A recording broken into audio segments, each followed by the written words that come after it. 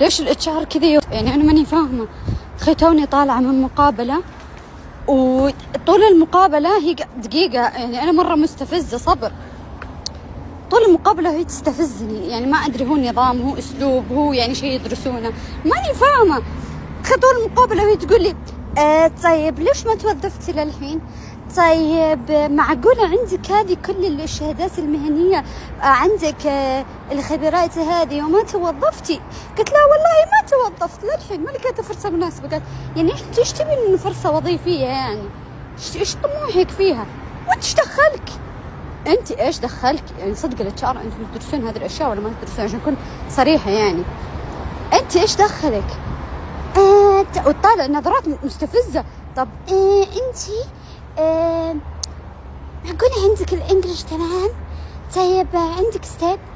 والله كاملة، بس ليش ما توظفتي؟ قلت باقي من كتب لي الرزق، وظفيني عشان يعني استغفر الله العظيم.